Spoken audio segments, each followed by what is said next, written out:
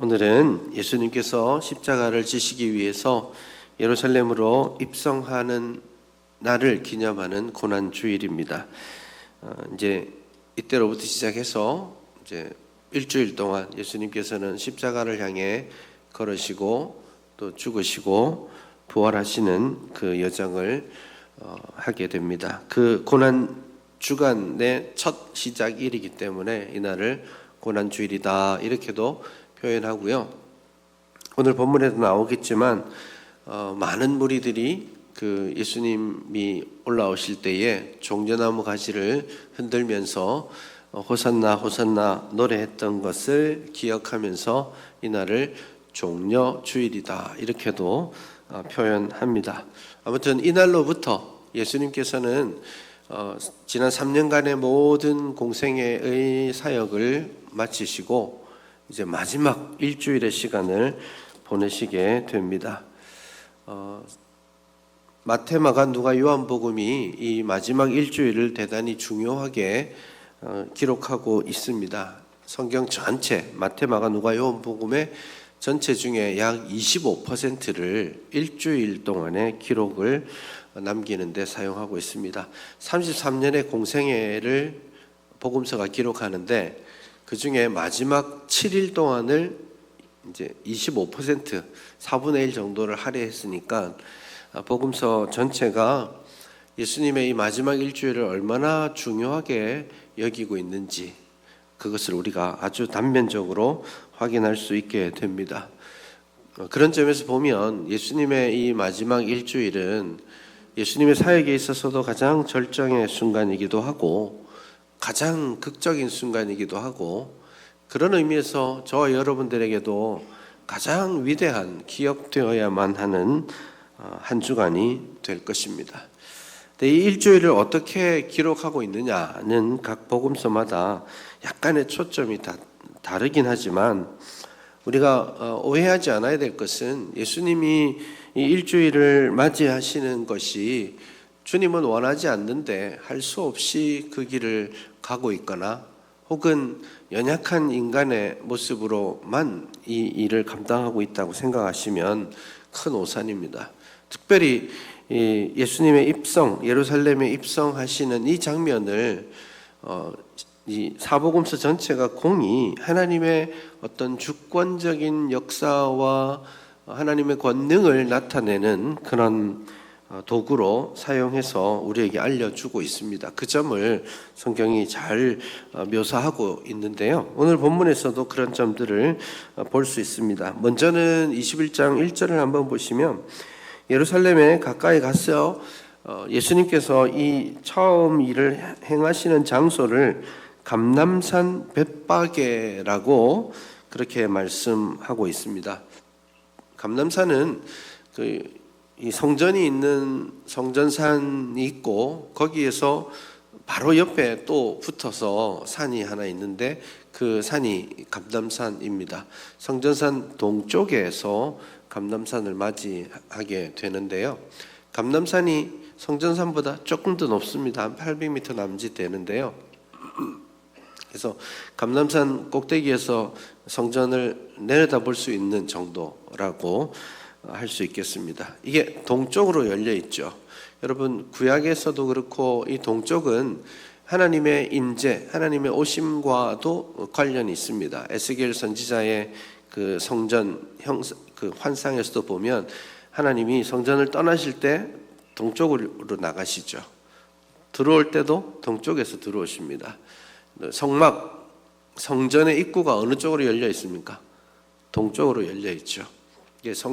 그래서 동쪽이라는 것은 하나님의 임재, 하나님의 오심을 기대케 하는 그런 것이기도 합니다. 인생이 동쪽으로 간다는 말은 좀 부정적인 하나님을 떠난다는 의미가 될 수 있지만 하나님의 어떤 현현, 하나님의 임재하심을 말할 때는 동쪽에서부터 오시는 것으로 그렇게 묘사되죠. 그런 기대가 있기 때문에 실제로 지금 유대인들은 예루살렘 성전 동쪽에 뭘 마련해 두고 있냐면 좀 진기한 장면일 수 있는데 예루살렘 동쪽에 공동묘지가 있습니다. 이게 유대인들은 예루살렘 성전 동쪽에 묻히는 것을 굉장히 소망합니다. 왜냐하면 예수님 오실 때 예수님 하나님이 임재하시고 종말의 때가 됐을 때 이쪽으로 오실 거라고 제일 먼저 보고 싶다라는 그런 기대치가 있는지는 모르겠지만, 어쨌든 지금 그쪽 감람산으로 향하는 그곳에 거대한 공동묘지가 지금 형성되어 있죠. 그게 이제 감람산 벳박에라고 말할 때의 이미지와 관련이 있습니다. 왜냐하면 스가랴 14장이나 이런 데 보시면 하나님께서 혹은 이제 메시아께서 통치하시며 임하실 때 감람산에 서셨다라는 그런 표현이 나옵니다. 그러니까 예수님께서 감람산에서 당신의 입성을 처음 준비하신다, 이 말은 예수님이 지금 왕으로서, 하나님의 임재로서, 주권자로서 권능을 가지고 지금 이 시작을 하고 계신다라는 것을 우리가 간단하게 볼 수 있습니다. 또 이런 예루살렘 입성하시는 그런 내용들이 사복음서에 공이 나오고 있는데, 여러분들이 좀 한번 기회가 되시면 좀 몰아서 성경을 읽으시는 것도 좋습니다. 사복음서에 다 기록되어 있기 때문에 마태복음에서는 어떻게 기록했는지, 마가복음, 누가복음, 요한복음에서는 어떻게 기록했는지를 좀 같이 두고 보시면 참 좋겠는데요. 우선은 사복음서에 다 기록되고 있는 내용이 별로 없습니다. 생각보다 별로 없습니다. 예수님이 많은 기적을 행하셨지만 오직 한 가지 기적만이 마태, 마가, 누가, 요한에 다 나옵니다. 뭘까요? 괜찮아요. 오병이어입니다. 오병이어 사건만 유일하게 마태, 마가, 누가, 요한에 다 나옵니다. 그러니까 예수님의 여러 기적, 유명한 일들도 많이 있지만 생각보다 사복음서 전체가 기록하고 있는 것은 많지 않다라는 거죠. 또 하나는 베드로가 예수님을 부인하는 장면도 기록되어 있고요. 그 다음이 이 본문입니다. 예수님이 예루살렘에 들어오시는 이 본문을 마태, 마가, 누가, 요한복음이 다 기록하고 있습니다. 그만큼 이 본문이 중요한 전환점이고 중요한 메시지를 전한다라는 그런 뜻도 되겠습니다. 그런데 여러분, 다 기록하고 있으니까 하나만 보면 될까요? 아닙니다. 다 기록한 데는 그만한 이유가 있습니다. 저자가 똑같은 내용을 똑같이 기록할 필요는 없잖아요. 각자가 자기가 원하는 메시지, 자기가 강조하고 싶은 내용들을 조금씩 다르게 묘사합니다. 그러다 보니까 여기는 이렇게 돼 있는데 여기는 왜 이렇게 돼 있지? 이런 질문이 나올 수밖에 없는 거겠죠. 사복음서에 다 기록되어 있지만 복음서마다 강조점이 달라요. 그 중에 마태복음, 오늘 읽은 이 본문은 특별히 무엇을 강조하고 있냐면 예수님의 예루살렘 입성이 구약 성경에서부터 기다려왔고 예언되었던 것이 성취되었다라는 점을 강조합니다. 그래서 오늘 본문의 5절에 보시면 예수님의 그 말씀을 가지고 선지자의 말씀이 이루어졌기 때문이다라고 말하면서 일러스되 하고 직접으로 인용문을 만들어 놓고 있죠. 마태복음에서는 이렇게 구약 성경을 좀 더 인용하고 또 정확하게 좀 더 상세하게 보여주려는 그런 의도가 많이 있습니다. 한번 보시면 마태복음에서는 선지자의 말씀을 5절에 인용하고 있지만, 예를 들면 마가복음이나 누가복음에는 선지자의 인용 말 자체가 없습니다. 강조점이 다르다는 거죠. 요한복음은 또 어떨까요? 인용을 하고 있긴 하지만 제가 느끼기에는 좀 대충 합니다. 약간 다른 관점에서 합니다.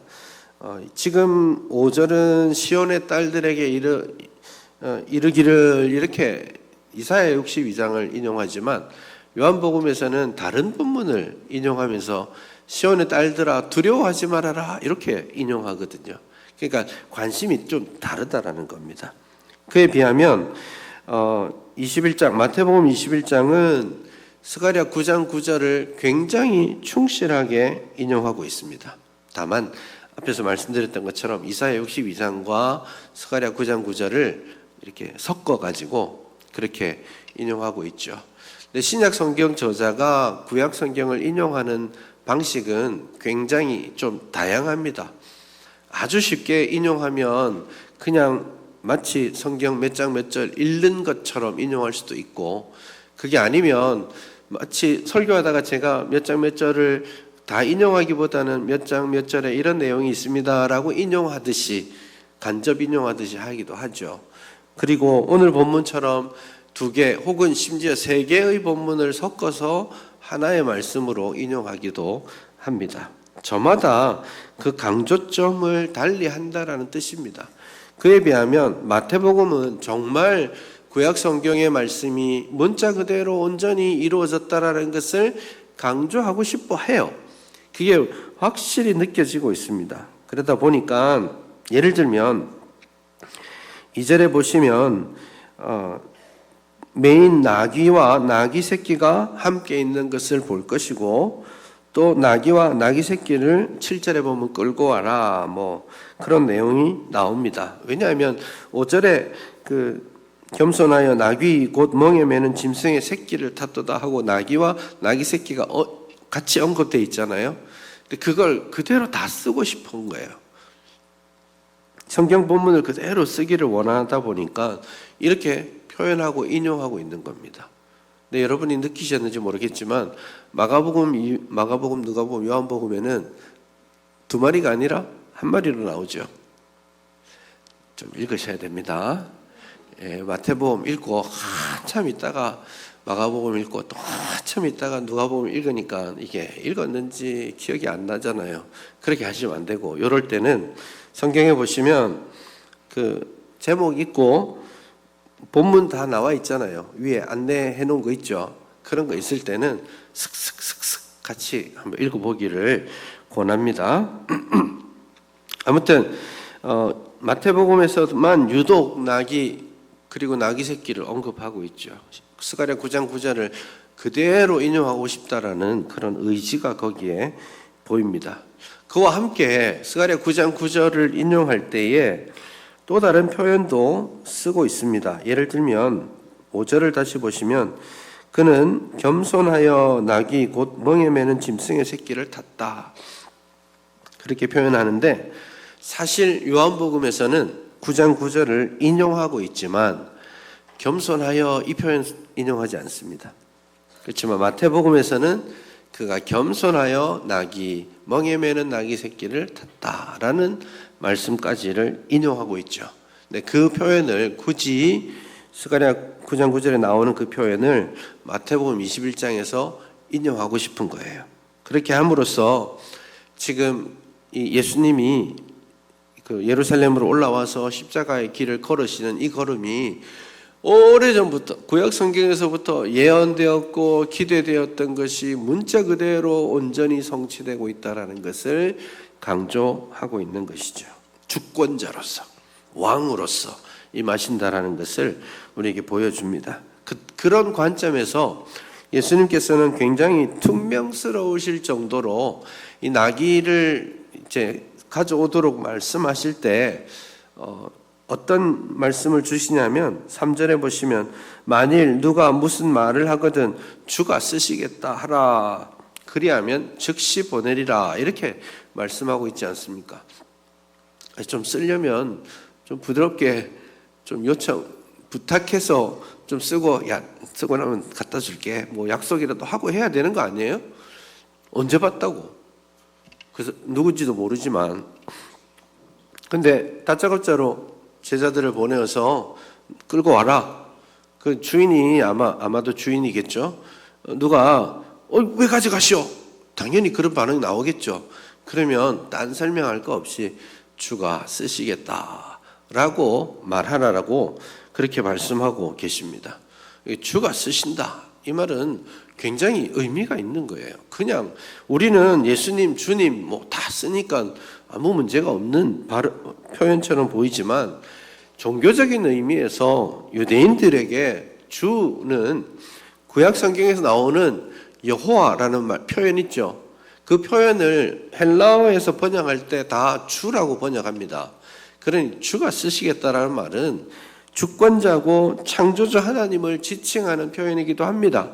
그러니 누군가가 종교적인 의미에서 주가 쓰시겠다, 내가 주다 이러면 신성모독에 해당될 수 있습니다. 그만큼 제한적으로 사용되는 말인데 지금 예수님께서 그 표현을 당신에게 지금 쓰고 계시는 것이죠. 그러니 주권자로서, 창조주로서, 주인으로서 내가 쓸 거야 라고 말씀하시는 그런 대목입니다. 요즘도 그렇게 할 수 있습니다. 예를 들면 평소에는 가능하지 않지만 우리나라에도 법률이 있습니다. 전쟁이 일어나면 전시동원령이라는 법률에 의거해서 우리의 신체나 우리의 소유를 국가가 내놔 할 수가 있습니다. 물론 돈으로 좀 갚아주긴 해야 됩니다만은 내놔 합니다. 여러분 SUV 좋아해서 SUV 타다가 혹시 전쟁 나면 가져와 이렇게 할 수 있습니다. 트럭으로 운전하시는 분이 계시면 트럭 그거 전쟁 물자 쓸 테니까 주시오 이러면은 내놔야 됩니다. 그게 지금도 작동하는 건데 고대 사회는 이게 일상적인 겁니다. 누가 필요할 때 뺏을 수 있습니까? 주권자가. 왕의 어떤 명령을 수행하기 위해서 백성들에게 내가 쓸 거야 이러면 본문에서 말하는 것처럼 즉시 내놔야 됩니다. 그런 시절이었죠. 그렇기 때문에 오늘 본문에서도 예수님이 다른 때보다 더 간단하게 왜 이러시오? 라고 하면 주가 쓰시겠다 라고 하라고 그렇게 말씀해 주시는 겁니다. 그렇기 때문에 오늘 본문 전반부에서 지속적으로 예수님께서 하나님의 아들 주권자이시고 진정한 왕이시다 라는 사실을 그렇게 강조하고 또 강조하는 겁니다. 주권자로서, 진정한 왕으로서, 통치자로서 당신의 왕도에 예루살렘에 들어가고 계시는 거예요. 그것을 강조하고 나서 예수님이 오시는 모습을 보니 그게 굉장히 역설적이고 특별해지는 겁니다. 왜냐하면 주권자로서 왕의 도성에 입성하신다면 어떻게 입성하는 게 좋겠습니까? 최대한 권위를 나타내고 위엄을 나타내면서 와야 되겠죠. 그게 여러분 로마 사회도 그렇고 왕이 어디 갔다가 탁 들어올 때는 사람들이 다 도열해 있고 요즘으로 치자면 형형색색 막 날리면서 박수 받으면서 그렇게 오는 거죠. 그렇게 하는 것이 당연합니다. 그게 주권자가 자기의 도성으로 들어갈 때도 마찬가지고 또 한편으로는 예를 들면 정복자가 되어서 다른 나라의 수도를 정복하고 그 수도에 들어갈 때도 마찬가지입니다. 위엄을 갖추고 아주 무서운 모습으로 들어가는 것이 맞습니다. 그런데 예수님께서는 당신이 왕이라는 것을 드러내셨고 왕의 도성으로 들어가신다라고 말하는데 예수님이 입성하실 때의 모습, 특별히 타시는 것이 나귀 새끼다라고 그렇게 나타내고 있습니다. 나귀를 타셨다라는 거 굉장히 낯설죠. 우선은 나귀 타는 것은 굉장히 일상적이고 보통의 삶입니다. 나귀는 그 시절에도 많이 사용되었고 사람들을 태우기도 하고 짐을 운송하는 데도 사용하는 겁니다. 그러나 특정해서 나귀를 탄다는 말의 기본적인 의미는 굉장히 일상적이고 평화로운 세상이다라는 것을 전제합니다. 그래서 예수님이 왕으로 등극하러 오시는데 그것은 평화를 주는 방식으로 온다라는 것을 먼저 상징적으로 나타내고 있죠. 그래서 예수님은 나귀를 타신 거예요. 좀 위험을 가지고 힘있게 오시려면 뭘 타야 됩니까? 말을 타야죠. 혹은 자기 권위를 조금이라도 말은 아니더라도 평화 시기에 자기 권위를 나타내려면 뭘 탑니까? 노새를 탑니다. 그래서 열왕기상 1장에 보면 그 솔로몬이 왕위에 오를 때 뭘 타고 가냐면 노새를 타고 갑니다. 노새가 좀 더 덩치가 크고 이렇게 그렇습니다. 그래서 노새를 탄다는 것은 왕으로서 권위를 나타내며 간다라는, 평화 시기에 간다는 뜻입니다. 근데 예수님은 말도 거절하시고 권위를 나타내는 노새도 거절하시고 일반 평민이나 탈만한 나귀 새끼를 타고 왕도에 임하고 계시는 겁니다. 그러니 예수님이 오셔서 왕으로서 하나님의 나라를 이루실 것인데, 그 나라는 위엄과 어미가 아니라 평화가, 화평이 선언되는 그런 나라라는 것을 명백하게 보여줍니다. 그걸 보여주기 위해서 예수님이 더 낮게 이 땅에 오셨음을, 그리고 예루살렘에 입성하고 계심을 강조하기 위해서 마태복음에서 하나 더 인용하는 게 있다고 했죠. 겸손하여. 그 말을 마태복음이 여기 지금 집어넣고 있는 거예요. 그걸 구체적으로 더 인용하는 겁니다. 마태복음에서 겸손하여라고 인용했으니까 우리가 이 겸손이 무슨 뜻인가 한번 생각해 볼 필요가 있겠습니다. 여러분은 겸손하다라는 말을 어떻게 이해하세요? 우리 강화구 목사 진짜 겸손한 사람이야, 이렇게 하면 어떤 느낌입니까? 막 나대지 않고 좀 차분하고, 또 혹은 자기 자랑 덜 하고 뭐 이런 정도의 성품을 말하는 것 같죠? 그게 일반적으로 겸손하다의 의미입니다. 그러나 여러분, 이 겸손하다는 말은 어디서 온 말이라고요? 스가랴 9장 9절의 말을 그대로 인용한 거예요. 그러면 스가랴 9장 9절에서 겸손하다라는 말의 의미는 뭘까요? 스가랴 9장 9절에서 말하는 겸손은 비천함, 낮아짐, 이겁니다. 가난한 자 혹은 낮은 자, 좀 도움이 필요한 자, 약자, 이런 이야기를 겸손이라는 말에 담은 겁니다. 그렇기 때문에 지금 예수님이 나귀 타고 겸손하게 오신다라는 말은 그가 진정한 하나님의 아들이요, 세상의 통치자요, 주권자라는 것을 선언하셨음에도 불구하고 예수님은 의도적으로 자신을 가장 낮은 자리에서 비천한 신분을 가지고 왕의 자리로 오고 계신다라는 거예요. 그는 근본 하나님의 본체이시지만 하나님과 동등됨을 취할 것으로 여기지 아니하시고 자신을 낮추어 종의 형체를 입으셨다라고 말씀하시는 것과 같은 겁니다.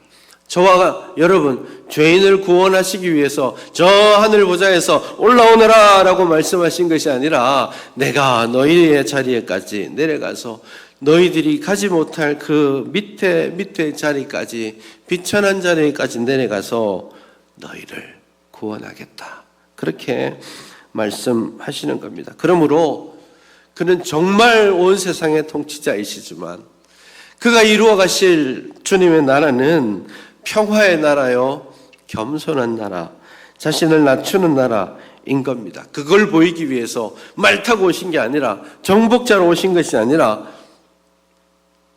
죄인을 다 박살내고 그냥 의로운 사람들 챙기려고 온 게 아니고요.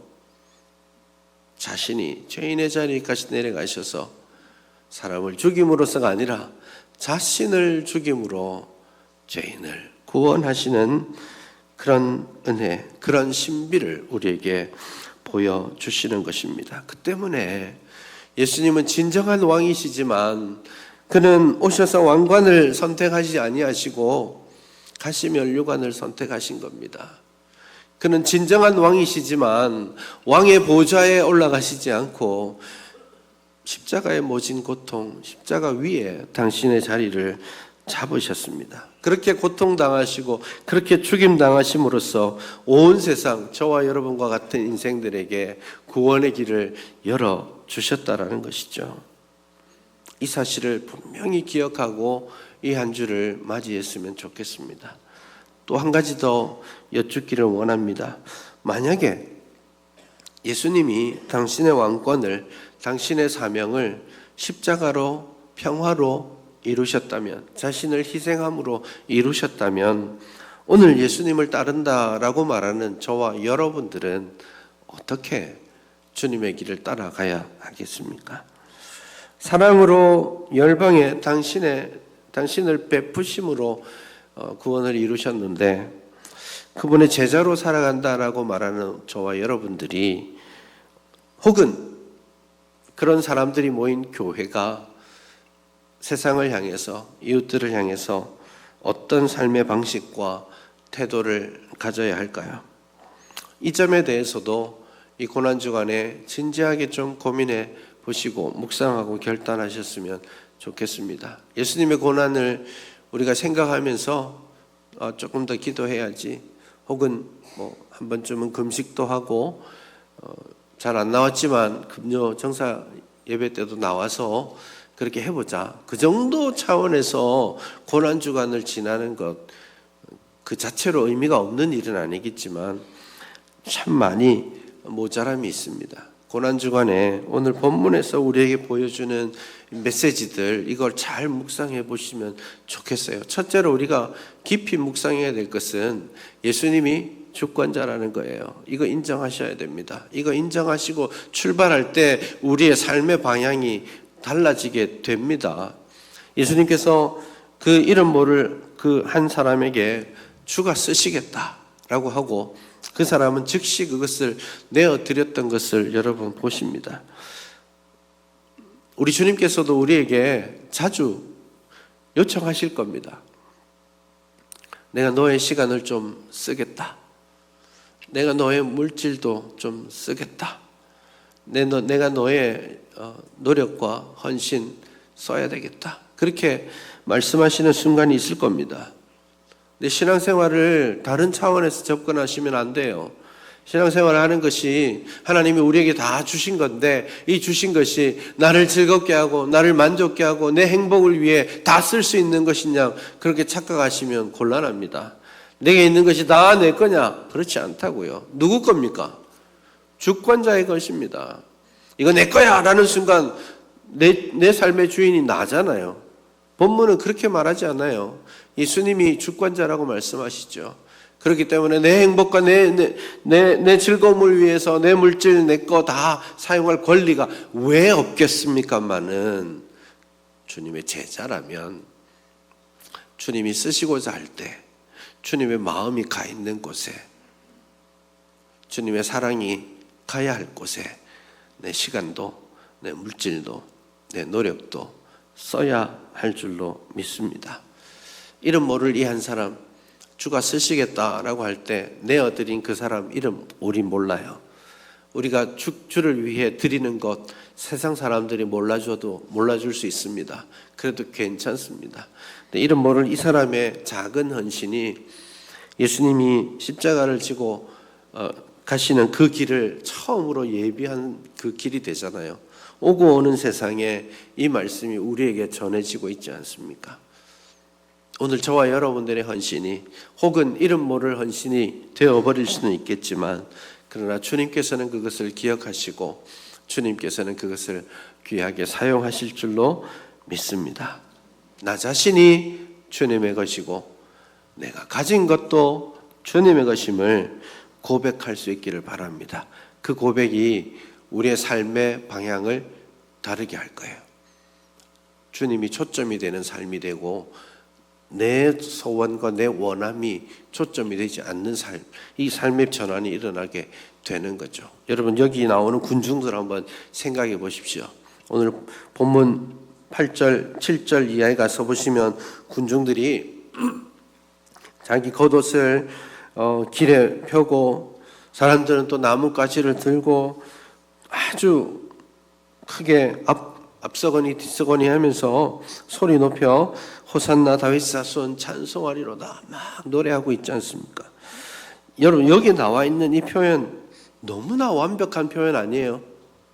완벽하게 신학적으로나 신앙적으로나 완벽하게 좋은 표현입니다. 근데 저는 이 표현이 한편으로는 거짓된 거라고 생각해요.